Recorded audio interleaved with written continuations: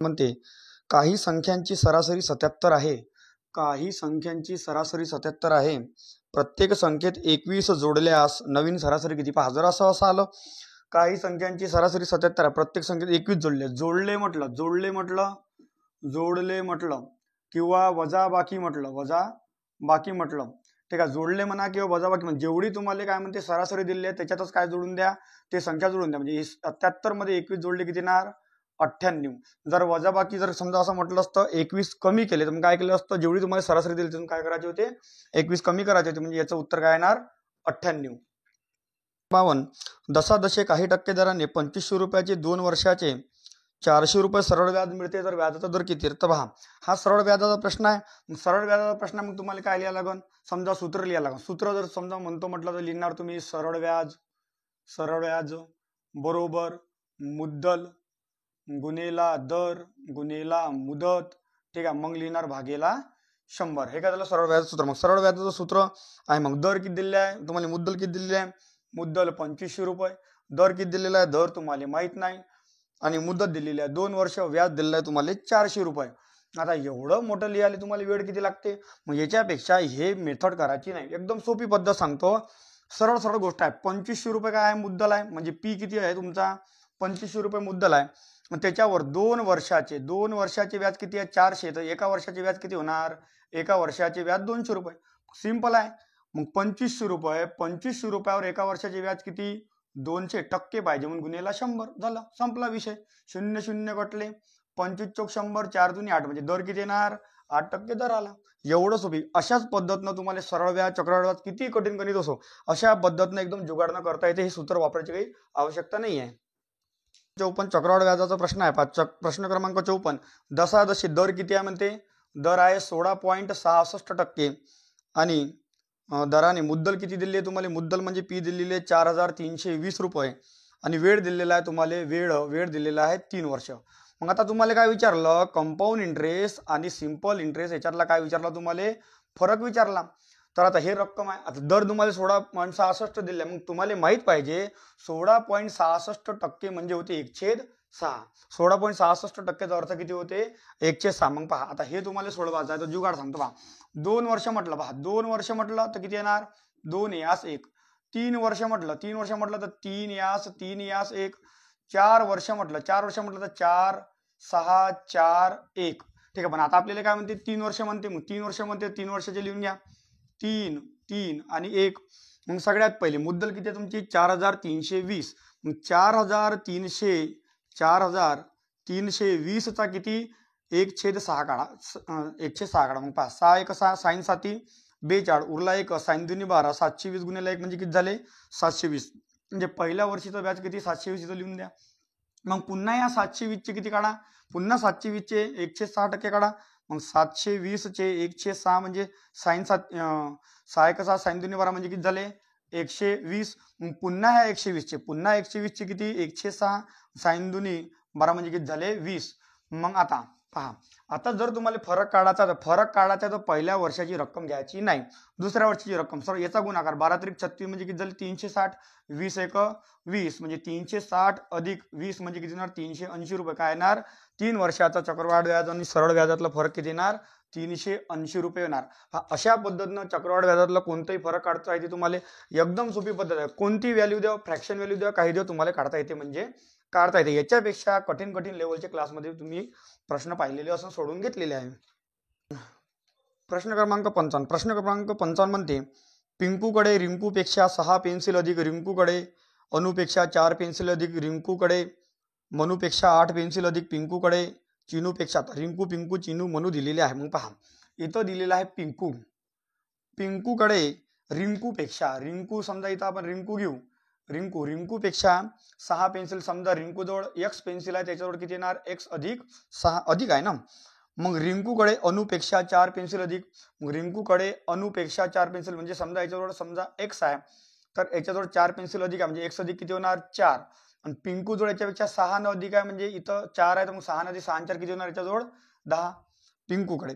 त्यानंतर रिंकूकडे मनूपेक्षा 8 पेन्सिल अधिक, मग रिंकूकडे मनूपेक्षा 8 पेन्सिल अधिक आहे.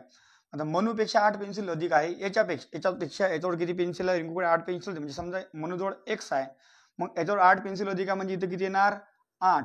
मग याच्यापेक्षा जवळ 6 पेन्सिल अधिक म्हणजे 8 आणि 6 किती होणार इथं 14. आणि अनुपेक्षा रिंकूकडे अनुपेक्षा 4 पेन्सिल अधिक म्हणजे याच्याजवळ x अधिक 4 म्हणजे याच्याजवळ 4 आहे त्याच्यापेक्षा 4 अधिक आहे. आणि पिंकू जवळ 6 न अधिक आहे. मनूपेक्षा पिंकू 14 न अधिक आहे.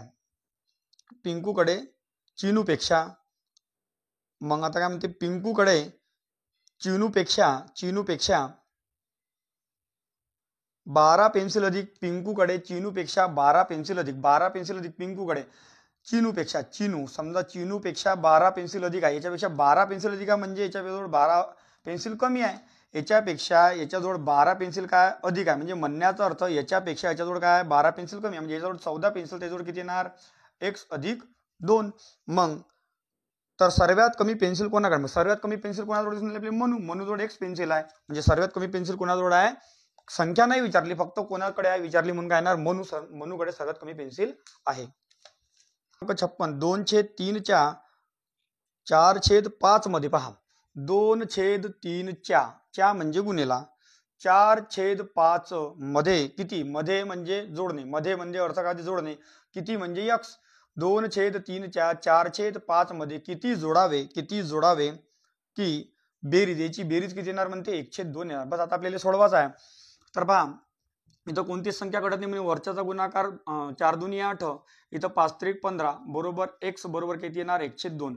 मग इथं x आहे तुम्हाला x इथं दिलेला आहे तुम्हाला x काढायचा जो काढायचा इथंच ठेवा. हे संख्या इकडे न्या मग हे संख्या प्लस मध्ये इकडे त्यांना काय होईल मायनस मध्ये म्हणजे x बरोबर 1/2 वजा किती येणार 8/15.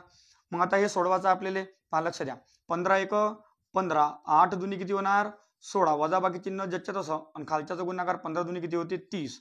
मग 15 मधून 16 गेला किती उरते -1/30 म्हणजे x बरोबर किती आला -1/30 म्हणजे पर्याय क्रमांक 4 -1/30. प्रश्न क्रमांक 57 4 वर्षानंतर रामचे वय श्यामच्या वयाच्या दुप्पट होईल म्हणते.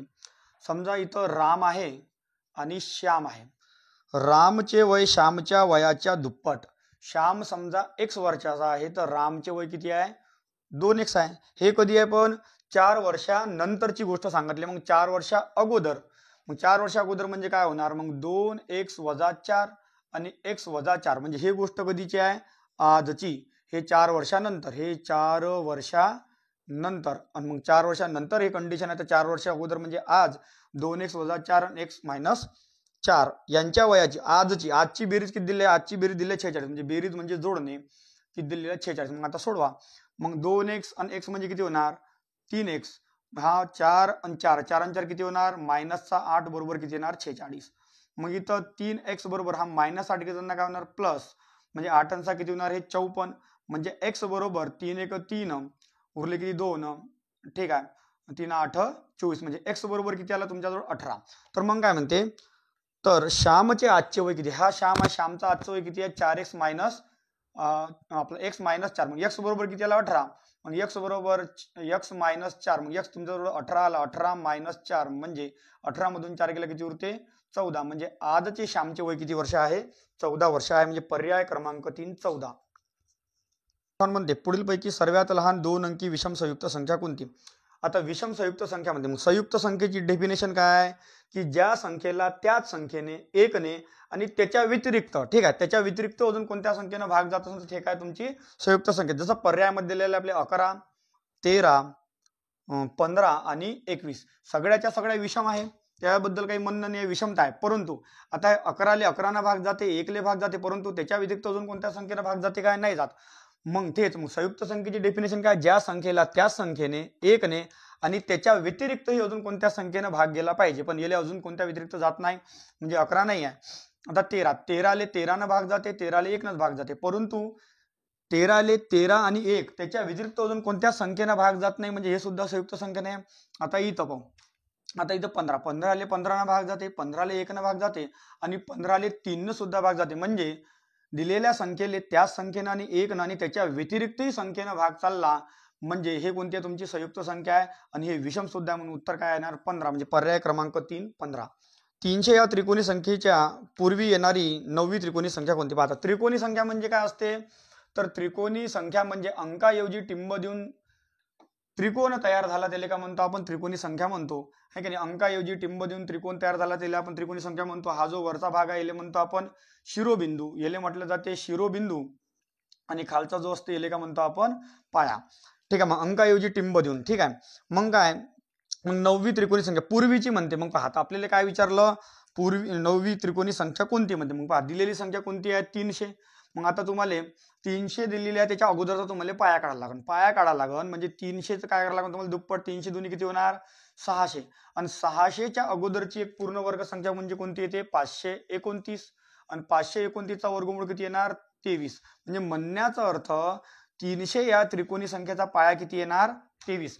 परंतु काय म्हणते त्याच्या पूर्वीची 9वी म्हणते. त्याच्या पूर्वीची 9वी त्रिकोणी संख्या. पूर्वीची म्हटलं म्हणजे काय करायला लागेल 23 वजा 9. पूर्वीची म्हटलं म्हणजे काय करणार 23 वजा 9. मग आता 23 मधून 9 गेले किती उरून आले तुमचे 15. किती उरून आले 15 म्हणतो. किती उरून आले 14. ठीक आहे, 23 मधून 9 गेले किती उरून आले तुमचे 14. मग 14 उरले. मग दिलेली संख्या. मग आता तुमच्यावर पाया काय भेटला तुम्हाला 14. मग आता याची तुम्हाला त्रिकोणी संख्या काढायची आहे. मग 14 गुणेला 15 भागेला 2. 2 ने भागले किती आलं 8. 15 किती होते 120. लक्षात 15 किती होते 120. म्हणजे पूर्वीची म्हटलं म्हणून काय करावं लागेल वजा करावं लागेल. जर का समजा नंतरची म्हटलं असं काय केलं असतं इथं प्लस केलं असतं. पण पूर्वीची म्हटलं म्हणून काय करावं लागणार आहे आपल्याला इथं वजा करावं लागणार आहे. म्हणून 300च्या अगोदरची पूर्वीची 9वी त्रिकोणी संख्या कोणती येणार 120. पर्याय क्रमांक 4 120. 60 म्हणते एका नळाने एक टाकी 4 तासात भरते, पण त्या टाकीला छिद्र असल्यामुळे ती टाकी 6 तासात काय होते रिकामी होते. तर नळ चालू ठेवल्यास ती टाकी किती वेळात भरेल पहा. एक नळाने समजा नळ ए आहे, या नळाने किती तासात भरते 4 तासात भरते, परंतु टाकीला छिद्र असल्यामुळे 6 तासात रिकामी करते. टाकीला छिद्र आहे, मग छिद्र असल्यामुळे 6 तासात काय करते रिकामी करते. तर चालू टाकी किती तासात भरेल. मग आता पहा जर आता याचा लसावी काढतो म्हटलं म्हणजे एकूण क्षमता भेटते. म्हणजे 6 दुनी 12. म्हणजे म्हणण्याचा अर्थ हे काय झाला एकूण वेळ इथं दर्शवले जाते. एकूण वेळ इथं दर्शवले जाते क्षमता एका तासाची 1 तास. ठीक आहे, 1 तास म्हणा दिवस. इथं काय येणार एकूण क्षमता. मग 4. मग ए टोटल 12 लिटर 4 तासात भरते. मग एका तासात किती लिटर भरण म्हणजे ए बरोबर 12 भागेला 4 म्हणजे एका तासात किती भरते 3. आणि छिद्राच्या साहाय्याने 12 लिटर भरायचे आहे, परंतु एका तासात तो 6 लिटर खाली करते. म्हणजे म्हणण्याचा अर्थ समजा छिद्राच्या साहाय्याने 12 भागेला 6 म्हणजे एका तासात किती लिटर खाली करते 2. म्हणजे म्हणण्याचा अर्थ 2 खाली होते छिद्राच्या साहाय्यानं. 3 भरून आले 2 खाली होऊन आले म्हणजे भरले किती चालले 1. आणि भरायचे किती आहे टोटल 12. म्हणून इथं काय येणार ए अधिक छिद्र. ठीक आहे, मग 3 लिटर भरते 2 लिटर पाणी बाहेर निघते. म्हणजे म्हणण्याचा अर्थ 1 लिटर भरला ते भरायचे किती लिटर आहे 12 लिटर. म्हणून 12 भागेला 1 म्हणजे एकूण तास किती लागणार टाकी भरासाठी 12 तास लागणार. म्हणजे पर्याय क्रमांक 3 12. 61 3 संख्येची बेरीज 190 आहे. पहिली संख्या दुसरी संख्येच्या 3/4 पट व दुसरी संख्या तिसरी संख्येच्या 9/8 पट आहे. तर तिसरी व पहिली संख्या पहिली संख्यापेक्षा कितीने मोठी आहे पहा. आता काय म्हणते पहिली संख्या दुसरी संख्येच्या 3/4 पट 3/4 पट म्हणते. आणि दुसरी संख्या पहा इथं पहिली संख्या दिलेली आहे, दुसरी संख्या दिलेली आहे आणि तिसरी संख्या तुम्हाला दिलेली आहे. तर पहिली संख्या काय म्हणते पहिली संख्या दुसरी संख्येच्या किती म्हणते 3/4. मग आता पहा ज्याच्या 4 लागला असते का नाही ते छेदातली संख्या असते. ठीक आहे, मग इथं काय म्हणते पहिली दुसरी 4. मग दुसरी 4 म्हणजे दुसरीला 4 लागलेला आहे आणि छेदातली संख्या कोणती आहे 4. म्हणून दुसरी संख्या काय येणार 4 आणि पहिली संख्या कोणती येणार तुमची 3. पहिली संख्या दुसरी संख्येच्या 3/4 पट आहे व दुसरी संख्या तिसरी संख्येच्या. ठीक आहे, व दुसरी संख्या काय म्हणते तिसरी संख्येच्या म्हणजे तिसरीले 4 लागलेला आहे. तिसरीच्या किती म्हणते 9/8 म्हणजे तिसरी काय 8. जेले 4 लागला असते ते काय असते खालची संख्या असते. आणि मग समजा दुसरी संख्या कोणती येणार इथं 9. मग या ठिकाणी तुम्हाला ठेवावं लागेल. मग पहिली संख्या किती येणार 3, दुसरी संख्या 4. मग दुसरी वेळेस दुसरी संख्या किती येणार 9 आणि तिसरी संख्या किती येणार 8. मग या ठिकाणी आपण मांडून द्या. मग गुणाकार होणार याचा गुणाकार याच्यासोबत, याचा गुणाकार याच्यासोबत, याचा गुणाकार याच्यासोबत. 9 त्रिक 27, 9 चौक 36 आणि 8 चौक किती होणार 32. आता आलेल्या गुणाकाराला कोणत्याही एका संख्येनं भागाकार जात असेल तर द्यायचा, अन्यथा नाही. परंतु पहा आता इथं 3 भाग जाणार, इथं जाणार, परंतु इथं भाग जाणार नाही. म्हणजे ह्या संख्येला कोणत्याच एका संख्येनं भाग जात नाही. तर तिसरी संख्या पहिली संख्यापेक्षा आहे ना, तिसरी संख्या पहिली संख्या. आता याची बेरीज करायला का ना आपल्याला. याची बेरीज म्हणते म्हणजे आता समजा 27x अधिक 36x अधिक 32x बरोबर किती होते म्हणते बेरीज बेरीज होते 190. ठीक आहे. मग याची जर का आपण बेरीज करतो म्हटलं तर 6 आणि 2 किती होऊन आले 8 आणि 8 आणि 7 किती होऊन आले 1505. आजचाला 1 3 आणि 3 6 आणि 3 9 म्हणजे 95. x बरोबर किती आला 190. म्हणजे x बरोबर किती आला तुमच्याजवळ 2. x बरोबर किती आला 2 आला का नाही. मग x बरोबर 2 आला. मग ह्या दोघांतला काय विचारले अंतर विचारले. ह्या दोघांचं अंतर कितीचं आहे 27 आणि 32 मधलं अंतर कितीचं आहे 5चं. मग x बरोबर किती आला 2 म्हणून 5 गुणिले 2 म्हणजे किती झाले 10. म्हणजे ह्या दोघांचं मधलं अंतर कितीचं आहे ते 10चं. म्हणजे पर्याय क्रमांक 2. 62 प्रश्न क्रमांक 62. 78 सेंटीमीटर 104 सेंटीमीटर 117 सेंटीमीटर आणि 189 सेंटीमीटर लांबीच्या 4 लोखंडी सळ्यांना शक्य तितका मोठ्या समान भागात कापायची असल्यास एकूण किती तुकडे होतील. पहा म्हणते 78 सेंटीमीटर, त्यानंतर 104 सेंटीमीटर, त्यानंतर 117 सेंटीमीटर आणि या ठिकाणी 169 सेंटीमीटर मोठ्यात मोठे तुकडे करायचे. मग आता मोठ्यात मोठे तुकडे करायचे तर याच्या आपल्याला काय काढावं लागेल मसावी काढावं लागेल. आता मसावी काढतो म्हटलं म्हणजे याला कोणत्या तरी एका संख्येनं भाग जाईल तर ती संख्या तुमची 13 ने याला भाग जाते 13 सका 78. ठीक आहे. 13 8 104. ठीक आहे. त्यानंतर 13 9 117 आणि 13चा वर्ग 169 म्हणजे किती आले 13. ठीक आहे. मग आता 6 8 आणि 9 आला. मग आता 6 8 9 आणि 13 ह्या चारही संख्येला भाग जाणारी कोणतीच संख्या नाही आहे. मग आता मोठ्यात मोठा भाग किती म्हणते मग काय करावं लागेल जो मसावी मधला जो संख्या तुमच्या संख्या उरला आहे का नाही ह्या सगळ्याची काय करा बेरीज. 6 अधिक 9 अधिक 8 अधिक 13 ह्या सगळ्याची बेरीज केली तर किती येते पर्याय क्रमांक 4 म्हणजे किती येते बेरीज 36 येते. म्हणजे मोठ्यात मोठा तुकडा कितीचा असन 36 सेंटीमीटरचा असन म्हणजे पर्याय क्रमांक 4 36. प्रश्न क्रमांक 63 0.15 गुणेला 1.5 गुणेला 0.015 भागेला किती होणार 0.5 गुणेला 0.005 गुणेला 5. मग आता या ठिकाणी पहा आता काय करावं लागेल तर सगळ्यात पहिले आपल्याला हा पॉईंट काय करायचा गायब करायचा आहे. मग पॉईंट जर का गायब करायचा तर मग पहा वरत किती घरानंतर पॉईंट आहे मोजा आणि पॉईंट मोजाची कुठून तर नेहमी लक्षात ठेवा पॉईंट तुम्हाला उजव्या बाजूने मोजा लागेल. मग या ठिकाणी 1 2 3 घरांतर पॉईंट आहे. या ठिकाणी 1 ह्या ठिकाणी 2 म्हणजे 3 1 4 5 6 म्हणजे वरत एकूण किती घरानंतर पॉईंट आहे तर वरत एकूण 6 घरानंतर पॉईंट आहे. वरत जर का एकूण 6 घरानंतर पॉईंट आहे तर त्याच्याऐवजी छेदात 1 लिहा आणि खाली किती शून्य द्या 6 शून्य द्या. ठीक आहे. वरत पॉईंट जेवढे आहे त्याच्याऐवजी खाली शून्य द्या लागते. ठीक आहे. मग खाली सुद्धा मोजा किती घरानंतर पॉईंट आहे 1 2 3 आणि 1 4 म्हणजे एकूण खाली 4 घरानंतर पॉईंट आहे. मग खाली 4 घरानंतर पॉईंट आहे तर वरत शून्य द्यायचे. वरत पॉईंट असेल तर खाली शून्य द्यायचा. मग 1 लिहा आणि किती पॉईंट आहे किती घरानंतर पॉईंट आहे 4 घरानंतर मग इथे किती लिहा 4 शून्य लिहा. मग या ठिकाणी 4 शून्य घटले. मग आता आपल्याजवळ उरला 15 गुणेला 15 गुणेला 15 भागेला 5 गुणेला 5 गुणेला 5 गुणेला 5 गुणेला किती होणार 100. मग या ठिकाणी मागतो म्हटलं मग 5 त्रिक 15 5 त्रिक 15 5 त्रिक 15 3 चा घन किती होते 27 भागेला 100 म्हणजे 0 पॉईंट किती होणार 27. खाली किती शून्य आहे 2 खाली 2 शून्य आहे. जर हे 2 शून्य काढायचे तर वरत 2 घरानंतर पॉईंट द्यायचा म्हणजे 0 पॉईंट किती येणार 27. प्रश्न क्रमांक 66 खालीलपैकी ऋण पूर्णांक संख्या कोणती. पहिला पर्याय आहे -4/12, दुसरा पर्याय 8/4, तिसरा पर्याय -12/14 आणि चौथा पर्याय -18/3. पहा आता तुम्हाला काय म्हणते ऋण पूर्णांक म्हणते. ठीक आहे पूर्णांक म्हणते. मग आता हे तर धन पूर्णांक हे होणार नाही. आता मायनस मायनस प्लस म्हणजे हे सुद्धा होणार. आता प्रश्न या दोघेच राहिला. मग 4 1 4 4 अधिक 12 म्हणजे 1/3 आला मायनसचा. इथं जर का भागतो म्हटलं तर 3 1 3 18 म्हणजे मायनसचा किती आला 6. मग आता तुम्हाला संख्या कोणती पाहिजे पूर्णांक. पण हे कशी आहे हे तर तुमची अपूर्णांक संख्या आहे ना. हे अपूर्णांक संख्या हे पूर्णांक संख्या नाही आहे. हे अपूर्णांक संख्या तुम्हाला पूर्णांक संख्या म्हणजे पूर्ण संख्या कोणती आहे -6 म्हणजे पर्याय क्रमांक काय येणार 4. म्हणते 15 इंच गुणेला 20 इंच गुणेला 25 इंच मापाच्या खोक्यात मोठ्यात मोठी बाजू असणारे एकूण किती घनाकृती ठोकळे मावतील. मग पहा 15 इंच 20 इंच आणि याचा काय काढा लागेल मसावी काढा लागेल. पहिले 15 20 आणि 25 याचा जर का HCF काढतो म्हटलं HCF म्हणजे अशी संख्या की ज्या मोठ्यात मोठ्या संख्येने उदाहरणातील सर्व संख्येला निशेष भाग गेला पाहिजे. 5 ने एली भाग जाते 5 ने एली भाग जाते 5 ने 25 ली भाग जाते. 5 पेक्षा कोणतीच मोठी संख्या नाही का तिन्ही संख्येला निशेष भाग जाईल, म्हणजे यस शेप किती येणार तुमचा 5 येणार. मग मोठ्यात मोठ्या घनाकृती ठोकड्याची बाजू, मोठ्यात मोठ्या, मग इथं लिहा मोठ्यात मोठ्यात मोठ्या मोठ्या घनाकृती ठोकड्याची बाजू म्हणजे किती आली तुमची 5 सेंटीमीटर आली. मग काय म्हणते पुढं, तर एकूण किती घन तयार होतील, मग याचं सूत्र निर्माण होते एकूण ठोकडे. पहा एकूण ठोकडे बरोबर खोक्याचे घनफळ भागेला एका ठोकड्याचे घनफळ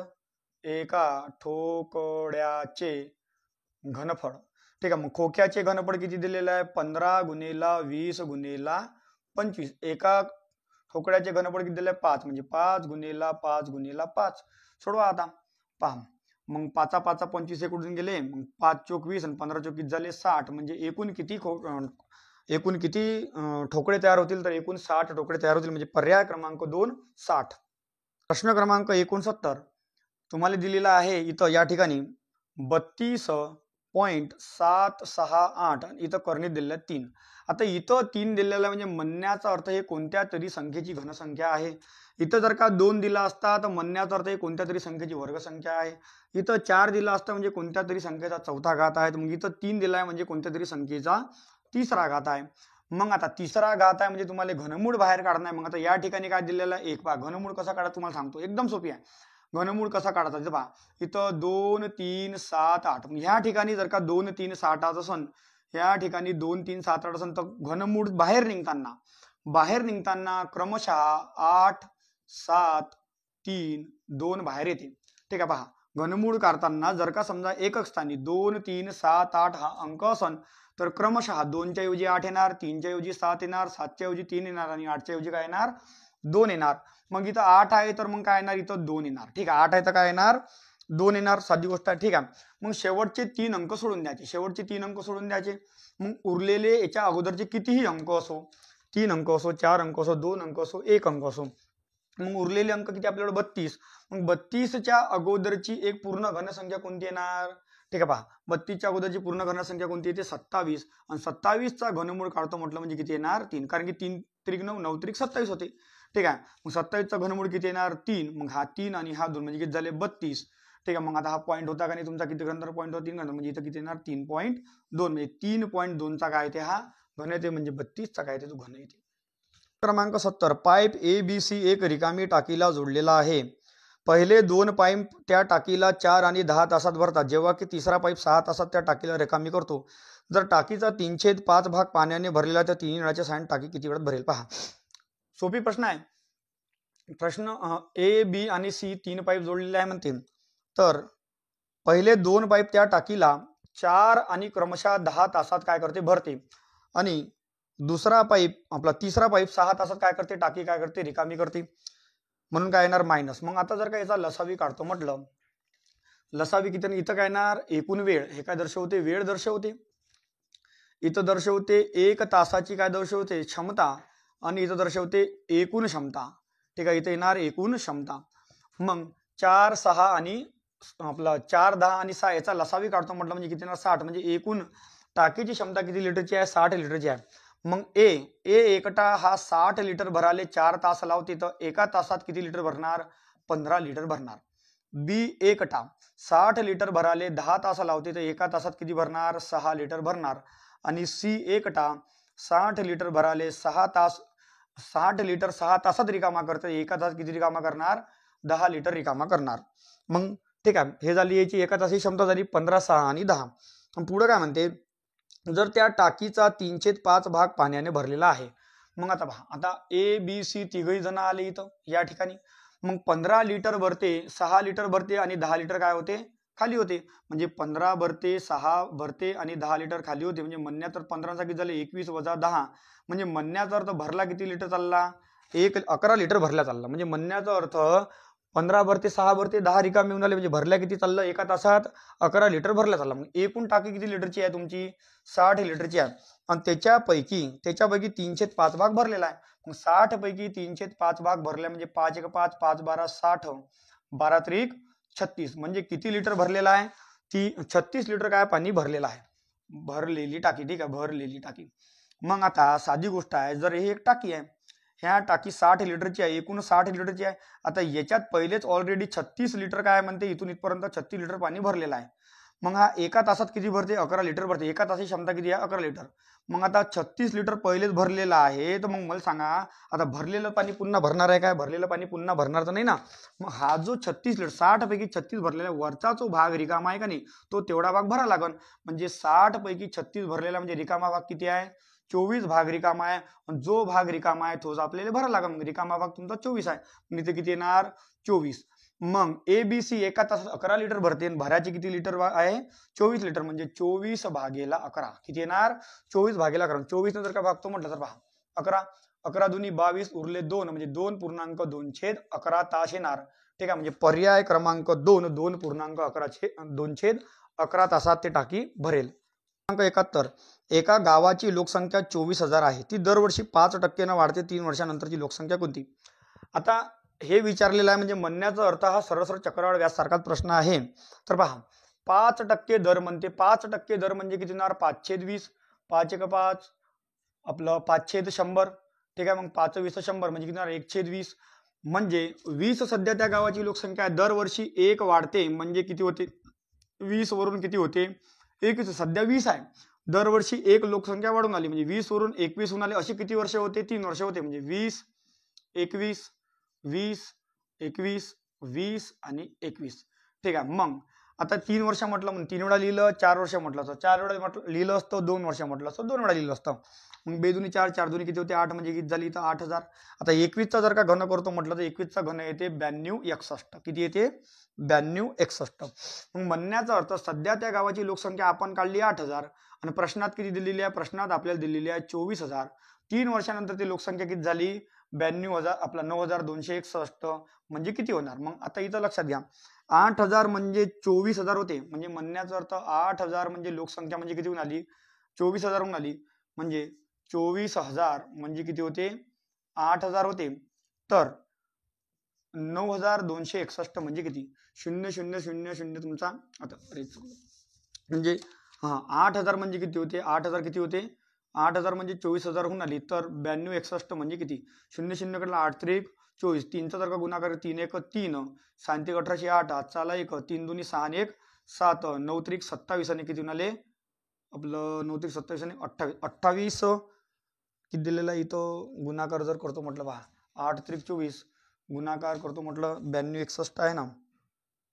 तर या ठिकाणी 3 1 3, 3 7 त्रिक 1808, 8 चा 1, 3 दुनी 6 आणि 1 7 आणि 9 त्रिक 27, म्हणजे किती होणार, 27,783. म्हणजे पर्याय क्रमांक 3 27,783.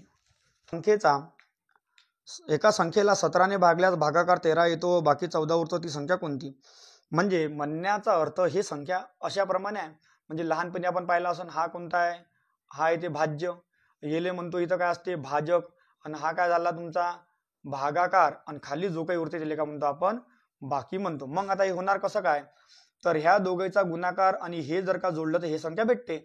म्हणजे हे सूत्र निर्माण असं होते, भाज्य बरोबर भाजक गुणेला भागाकार, भागाकार अधिक काय होणार, बाकी. मग आता भाजक आपला किती दिलेला आहे, 17 ने भागल्यास, 17 ने भागल्यास म्हणजे भाजक किती आहे, 17 ने भागल्यास भागाकार किती येते, 13 येते, व बाकी किती उरते, बाकी 14 उरते. मग या सगळ्याचा गुणाकार प्लस 14 करतो म्हटलं तर किती येणार, 235. म्हणजे म्हणण्याचा अर्थ भाज्य किती येणार, 235. म्हणजे पर्याय क्रमांक 1 235. 75 इथं कर्णी इथं 3 दिलेला आहे, 9चा घात 2x वजा 5 बरोबर इथं काय दिलेला आहे, 9चा घात 5. मग आता पहा, जर समजा हा कर्णीची आपल्याला तिसरा घात काढायचा आहे, तर हा 3 इकडे चालला जात असते गुणाकारात. ठीक आहे, म्हणजे ही संख्या होऊन जाणार 9चा घात 2x वजा 5 बरोबर इथं 9चा घात 5 तरी किती होणार, 15. बेस तुमचा सारखा म्हणजे कुठून जाणार, म्हणजे आता उरले 2x वजा 5 बरोबर किती येणार, 15. मग हा मायनसचा 5 इकडे जाणार काय होणार, प्लस 2x बरोबर 15 प्लस 5 म्हणजे x बरोबर किती आले, 20/2. म्हणजे x बरोबर किती भेटला तुम्हाला, 10. म्हणून पर्याय क्रमांक 4 x बरोबर किती येणार, 10. क्रमांक 76 प्रश्न क्रमांक 76 म्हणते इंग्रजी वर्णमालेच्या उजवीकडील 19व्या अक्षरच्या डावीकडील 21वे अक्षर पहा. आता जर तुम्हाला अल्फाबेटचा क्रम तोंड पाठ असेल तर तुम्ही हे सेकंदात सोडू शकता, पण अल्फाबेटचा क्रम पाठ पाहिजे. तर पहा इंग्रजी वर्णमालेत डावीकडून उजवीकडून 19वा म्हणते. मग आता उजवीकडून 19वा म्हणते, उजवीकडून 19वा आणि काय म्हणते डावीकडून कितवा म्हणते, डावीकडून 21वा. मग आपल्याला उजवीकडून 19वा माहित नाही, परंतु उजवीकडून डावीकडून तर 19वा माहित आहे. तर डावीकडून 19व्या क्रमांकावर कोण येते, यस. आणि तुम्हाला उजवीकडून विचारला म्हणजे उजवी म्हणजे यसची विरुद्ध बाजू कोणती, ते यच. म्हणजे म्हणण्याचा अर्थ उजवीकडून 19वा क्रमांक कोणाचा येणार, यचचा. आणि डावीकडून 21वा कोण येते, यू. डावीकडून 21वा कोण येते, यू. ठीक आहे. मग उजवीकडून 19वा क्रमांक यच म्हणजे म्हणण्याचा अर्थ डावीकडून कोणता येते, यच. आणि याचा क्रमांक किती आहे, 8. मग इथं 21 + 8, 21 + 8 भागिले किती होणार, 2. जर तुम्हाला काय काढायचे आहे, मधात कोणता अंक येते म्हणजे काय करायला लागेल, भागिले 2. 21 भागिले 2 म्हणजे किती होणार, 29. 29 भागिले 2 म्हणजे किती, 14.5. 14.5 म्हणजे 14.5 क्रमांकावर कोणता अल्फाबेट आहे, काय कोणताच अंक नाही, म्हणजे काय येणार याच्यात सांगता येणार नाही. तर प्रश्न क्रमांक 77 एका विद्यार्थ्याने बरोबर प्रश्नाच्या दुप्पट प्रश्न उत्तर चुकीचे येते. ठीक आहे, चुकीचे बरोबर किती येते म्हणजे पहा, बरोबर येते समजा x आणि बरोबरच्या दुप्पट काय येते, चुकीचे किती येते, 2x. ठीक आहे. मग बरोबर व चुकीचे उत्तराची संख्या किती आहे म्हणते, टोटल प्रश्न संख्या किती आहे, 51. म्हणजे इथं या ठिकाणी बरोबर प्रश्न अधिक चुकीचे प्रश्न याची संख्या किती आहे, चुकीचे प्रश्न याची संख्या किती आहे, टोटल 51. मग बरोबर प्रश्न, ठीक आहे. मग बरोबर प्रश्न किती आहे, x. चुकीची किती आहे, 2x. आणि हे किती आहे, टोटल 51. 2x आणि x म्हणजे किती होणार, 3x बरोबर 51. म्हणजे x बरोबर किती येणार, 3 × 3 2 × 3 7 21. म्हणजे x बरोबर किती आला तुमचा, 17. तर काय म्हणते बरोबर प्रश्न बरोबर किती होता, x म्हणजे 17 किती येणार, बरोबर प्रश्नाची संख्या किती येणार, 17. म्हणजे पर्याय क्रमांक 4 17. जर दिलेल्या इंग्रजी वर्णमालेत 2 भाग वाटले ए ते एम आणि एन ते झेड, तर दुसऱ्या भागात जे संख्येसारखा कोणता स्थान असेल. तर आपल्याला अल्फाबेट लिहायला लागेल. पहा अल्फाबेट जर लिहितो म्हटलं तर ABCDEFGHIJKLMNOPQRSTUVWXY आणि Z. मग ए ते काय म्हणते, सुरुवातीला ए ते एम आणि एन ते झेड 2 भाग केले. ए ते एम आणि एन ते झेड असे 2 भाग केले. तर दुसऱ्या भागात जे च्या स्थानासारखे कोणते स्थान असेल. मग पहिल्या भागात जे चे स्थान किती, इकडून जर मोजतो म्हटलं अल्फाबेट पार्ट आहे आपल्या, जे च्या किती येणार 10. मग इकडून सुद्धा 10व्या क्रमांकावर कोण येणार, 1 2 3 4 5 6 7 8 9 10 म्हणजे कोण येणार, W. म्हणजे तुमचं उत्तर येणार पर्याय क्रमांक 3 W. म्हणजे जे च्या सारखा स्थान कोणाचा आहे, W चा आहे. म्हणजे पर्याय क्रमांक 3 W. शीर्षासन केलेल्या अवस्थेत महेशच्या डावा हात हा उत्तर दिशा दाखवत होता, तर त्याचा चेहरा कोणत्या दिशेला आहे पहा. आता शीर्षासनचे म्हणते. आता शीर्षासन म्हटलं म्हणजे म्हणण्याचा अर्थ काय होते, डोकं खाली आणि समजा पाय वरतं, डोकं खाली पाय वरतं. मग आता परीक्षेला का आता हेकडं होणार आहे का तिकडे, असं करून पाहिजे का नाही. पहा याची एकदम सोपी ट्रिक सांगतो, जुगाड सांगतो. पहा काहीच करायचं नाही. शीर्षासन केलेल्या अवस्थेत महेशचा जो डावा हात आहे म्हणते तो कोणत्या दिशेला आहे म्हणते, उत्तर दिशेला आहे म्हणते, डावा हात. आता समजा या ठिकाणी बोर्डावर आपण काढतो म्हटलं तर पहा ह्या ठिकाणी हे उत्तर दक्षिण हे कोणते, ते पूर्व आणि पश्चिम. ठीक आहे. मग महेशचा डावा हात उत्तर दिशेला आहे म्हणजे म्हणण्याचा अर्थ समजा मी महेश आहे, माझ्या डावा हात उत्तर दिशेला म्हणजे इकडे आहे. पण सध्याच्या परिस्थितीत मी शीर्षासन करू नये का नाही, मी सरळ अवस्थेत उभे आहे. सरळ अवस्थेत माझ्या डावा हात कोणत्या दिशेला आहे म्हणजे उत्तर दिशेले, तर चेहरा कोणत्या दिशेला असणार म्हणते. ठीक आहे. डावा हात उत्तर दिशा दर्शवते, तर चेहरा कोणत्या दिशा दर्शवणार. मग आता सध्याच्या परिस्थितीत माझ्या डावा हात उत्तर दिशा दिसून आली, परंतु चेहरा कोणती दिशा दर्शवून आली, पूर्व दिशा. चेहरा कोणती दिशा दर्शवून आली, पूर्व दिशा. पण हे स्थिती कशी पाहिजे होती, हे स्थिती पाहिजे होती शीर्षासनची म्हणजे म्हणण्याचा अर्थ पूर्ण पाहिजे होती क्रिया विरुद्ध. मग आता जर समजा शीर्षासनची अवस्था असती तर विरुद्ध सांगायला लागला, मग सरळ सरके उभे राहा. त्यानंतर काय म्हणते, जे म्हणते तसंच. पहा डाव्या हाताला कोणती दिशा म्हणते, उत्तर. मग चेहरा कोणत्या दिशेला, सध्याच्या परिस्थितीत सरळ उभा आहे तर पूर्व दिशेला. मग तुम्हाला शीर्षासन म्हटलंय तर पूर्वची विरुद्ध दिशा कोणती येते, पश्चिम. म्हणजे उत्तर काय येणार, सरळ पश्चिम. सरळच उभं राहायचं पहा, काहीच करायचं नाही. पुन्हा सांगतो पहा. सरळ स्थितीत उभा आहे. डाव्या हाताला कोणती दिशा आहे म्हणते उत्तर. पण चेहरा कोणत्या दिशेला आहे? पूर्व दिशेला. पण हे अवस्था कशी पाहिजे होती? शीर्षासनची अवस्था पाहिजे होती. म्हणजे कशी दिशा, म्हणजे कशी पाहिजे होती? उलटी पाहिजे होती. म्हणून सध्याच्या परिस्थितीत उत्तर दिशा आहे. सध्याच्या परिस्थितीत डाव्या हाताला उत्तर दिशा आहे. चेहरा कोणत्या दिशेला आहे? पूर्व दिशेला आहे. तर त्याच्या काय सांगायची? विरुद्ध दिशा सांगायची. दिशा जे निघन त्याच्या विरुद्ध तुम्ही काय सांगायचं? उत्तर सांगायचं, जर का शीर्षासन विचारलं असणार तर. 81. उद्या पूजा आहे. पुढच्या आठवड्यात त्याच वारी दिवाळी येते. आज सोमवार आहे म्हणते. आज सोमवार आहे. ठीक आहे. आजची कंडिशन जर पाहतो म्हटलं तर कोण आहे वार? आज सोमवार आहे. मग उद्या पूजा आहे. उद्या काय म्हणते? पूजा. उद्या पूजा म्हणजे कोणत्या दिवशी पूजा आहे भाऊ? पूजा आहे. पूजा म्हणजे हे देवाची पूजा. पूजा आहे मंगळवारी. पूजा मंगळवारी आहे. पुढच्या आठवड्यात त्याच दिवशी काय म्हणते? दिवाळी आहे. म्हणजे मंगळवारचीच काय आहे? दिवाळी आहे. तर दिवाळीच्या नंतर म्हणजे मंगळवारच्या नंतर कोणता दिवस येणार? बुधवार. म्हणजे दिवाळीच्या नंतर कोणता वार येते? बुधवार येते. म्हणजे पर्याय क्रमांक 3 बुधवार. प्रश्न क्रमांक 82 म्हणते 30 खेळाडू मागे एक प्रशिक्षक नेमला जातो, तर असे 15 प्रशिक्षकासाठी किती खेळाडू होते? मग साधी गोष्ट आहे, सोपा प्रश्न आहे. 30 खेळाडू आहे. 30 खेळाडू मागं एक प्रशिक्षक, तर 15 प्रशिक्षकच्या मागं किती खेळाडू?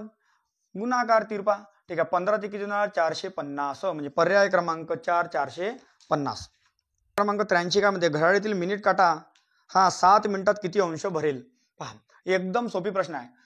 एकदम सोपी आहे. समजा आपण घड्याळ काढली 12 1 2 3 4 5 थांबा बरोबर लिहितो.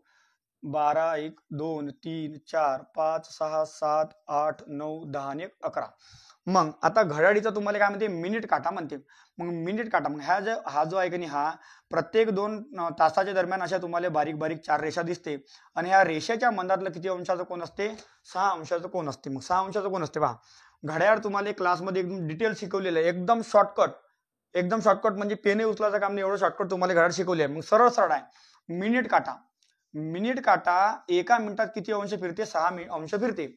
मिनिट काटा एका मिनिटात किती अंश फिरते? 6 अंश फिरते. ठीक आहे. मग एका मिनिटात 6 अंश फिरते, तर 7 मिनिटात किती अंश फिरणार? साइन साठी किती होते? 42 अंश फिरणार. आता हे सगळं कसं आहे? सगळं सांगा लागन म्हणून आपल्याला ते काढूनच दाखवलेलं, पहिले क्लासमध्ये शिकवलेलं आहे. तर लक्षात घ्या, मिनिट काटा एका मिनिटात किती अंश फिरत असते? 6. तर 7 मिनिटात 42. मग तुम्हाला एका मिनिटाची जर का व्हॅल्यू माहिती आहे तर तुम्हाला किती मिनिटं विचारू, किती तास विचारू, तुम्ही सांगू शकता. प्रश्न क्रमांक 88 जबरदस्त प्रश्न आहे. म्हणजे 1 इथं 3 अधिक 1 2 कंसात अधिक 1 अधिक 1/3. तर आता पहा, हा प्रश्न चांगल्या जमला नसेल तर गोष्ट कशी आहे, तर तुम्ही सोडवणार कशी? तर सगळ्यात पहिले हे सोडवणार. हे सोडवल्यानंतर जो काही भागाकार येणार तो इथं लिहिणार. मग हे सोडवल्यानंतर हे सोडवणार. मग असं करत करत तुमचं चुकून जाणार. म्हणून पहा, लक्षात घ्या, एक जबरदस्त ट्रिक सांगतो पहा. इथं किती अंक आहे? 1 2 3. इथे किती अंक आहे? 3 अंक आहे. म्हणून लिहा पहा, 1 2 3 टिंब दिले. मग हा अपूर्णांक दिल्याचा पहिला अंक इथं लिहायचा आणि छेद हा इथं लिहायचा. मग आधी इथं कोणते पहिल्या ठिकाणी 1 अंक दिलेला आहे, दुसऱ्या ठिकाणी 2 अंक दिलेला आहे, तिसऱ्या ठिकाणी किती अंक दिलेला आहे? 3. मग पहा, आता पहा कसं करतो, लक्ष द्या, बरोबर पहा, लक्ष द्या. पहा, हे पहा, 3 1 3 आणि हा समोरचा काय करायचा? इथं बेरीज आहे म्हणून जोडा लागेल. 3 1 3 आणि किती होणार? 4. मग ठीक आहे, 4 दुनी 8 8 4 दुनी 8 8 आणि किती होणार? 11. मग त्यानंतर इथं किती? 11 त्रिक 33 आणि 33 आणि 4 किती होणार? 37. 33 आणि 4 किती होणार? 37. मग बस झालं, तुमचं सोडवलं उत्तर. मग पहा, आता समजा इथं काहीच नाही आहे, इथं कधी कधी संख्या असते, इथं काहीच नाही आहे, तर मग कधी उत्तर नेहमी काय येणार? 1 पेक्षा लहान येणार. मग हा काय असणार? तुमचा अंश. आणि हा काय असणार? तुमचा छेद. म्हणजे काय येणार? 11/37. अशाच प्रकारचे भरपूर प्रश्न क्लासमध्ये तुमचं रिव्हिजन समजा घेतलेलं आहे. प्रश्न क्रमांक 89. प्रश्न क्रमांक 89 म्हणते चौकोन. पहा, चौकोन म्हणते. तर या ठिकाणी अशा प्रकारे समजा दिलेला आहे. म्हणजे 1 2 3 समजा 4 आणि 1 5. ठीक आहे. समजा अशी आडवी किती आहे? 5 आहे आणि अशी किती आहे? 4 आहे. मग आता तुम्हाला काय म्हणते? चौकोन म्हणते. कधी कधी काय म्हणते? चौरस. तर नेहमी लक्षातच राहत नाही आता चौकोन कोणते, चौरस कोणते. अक्षर तर सारखंच आहे. मग ऑप्शन मध्ये पहा, याच्यात चौकोनी ऑप्शन मध्ये दिलेला आहे, चौकोनची संख्या दिली आणि चौरसची दिलेला आहे. तर लक्षात ठेवायचं, चौकोन. पहा, समजून सांगतो, एकदम समजून सांगतो, कधीच तुम्ही विसरणार नाही. चौकोन दिला आणि इथं चौरस दिलेला आहे. ठीक आहे. तर लक्षात ठेवा नेहमी संख्या कोणाची जास्त राहील, चौकोनची जास्त राहील आणि चौरसची संख्या काय राहील, नेहमी कमी राहील. मग कसं काय ओळखायचं बा चौरसची संख्या कमी राहील आणि चौकोनची संख्या जास्त राहील? तर बा लक्षात घ्या इथं चौकोनमध्ये एकूण किती विलांट्या आहेत? चौकोनमध्ये एकूण विलांट्या आहेत 3 आणि चौरसमध्ये विलांट्या किती आहेत? 2. मग ज्याच्या विलांट्या जास्त त्याची संख्या जास्त, ज्याच्या विलांट्या कमी त्याची संख्या कमी. मग आता या ठिकाणी तुम्हाला चौकोन म्हटलं आणि चौरस म्हटलं. समजा चौकोन म्हटलं, चौकोन पहा 1 2 3 4 5 क्रम देऊन दिला. असा एक क्रम द्या 1 2 3 4. मग तुम्हाला चौकोन म्हटलं तर काय करा, याची बेरीज करा. 4 आणि 3 7 आणि 2 8, आपलं 4 आणि 3 7, 7 आणि 2 9 1 10. ठीक आहे, याची बेरीज करतो म्हटलं किती येणार? 15. मग चौकोन म्हटलं तर काय करायची, याची बेरीज करायची, याची बेरीज करायची, याच्या दोघांचा काय करायचा? गुणाकार. 15 गुणिले 10 म्हणजे किती येणार? 150. पण याच ठिकाणी ऑप्शन मध्ये तुम्हाला पर्याय क्रमांक 40 सुद्धा दिला आणि ते काय? चौरस. चौरस करताना कसं होते पहा, याचा गुणाकार 5 चौक 20, 4 त्रिक 12, त्यानंतर 3 दुनी 6, 3 दुनी किती होते? 6. आता उरलेला मोठा अंक इथे लिहून द्यायचा, बरोबर किती ना? +2. ह्या सगळ्याची बेरीज किती आहे? 40. म्हणजे पर्यायामध्ये तुम्हाला चौरस किती आहे ते पण दिलेलं आहे आणि चौकोन किती दिलेला आहे ते पण दिलेलं आहे. कन्फ्युजन होते म्हणून त्यासाठी तुम्हाला सांगितलं का ज्याच्या विलांट्या जास्त त्याची संख्या काय येणार? जास्त, आणि ज्याची विलांटी कमी त्याची संख्या काय येणार? कमी. नेहमी लक्षात ठेवा, कन्फ्युजन व्हायचं कामच नाही. प्रश्न क्रमांक 91 म्हणते x हा y च्या पूर्वीकडे आहे. x हा y च्या काय म्हणते? पूर्वीकडे आहे. म्हणजे y पहा, जर इथं दिशा जर का दर्शवतो म्हटलं, हे उत्तर दक्षिण पूर्व आणि पश्चिम. x हा y च्या पूर्वीकडे आहे म्हणजे या ठिकाणी आहे, y च्या पूर्वीकडे आहे. x हा y च्या पूर्वीकडे आहे, जो काय म्हणते? जो z च्या उत्तरेला आहे. मग x हा y च्या, मग जो आणि हे दोन शब्द असतात. जो हा शब्द नेहमी दुसऱ्या व्यक्तीसाठी येते, दुसरा, आणि हा शब्द नेहमी पहिल्या व्यक्तीसाठी येते. मग इथं x हा y च्या म्हणते, मग y हा शब्द नंतर वापरला म्हणजे y कोणता व्यक्ती आहे? दुसरा व्यक्ती आहे.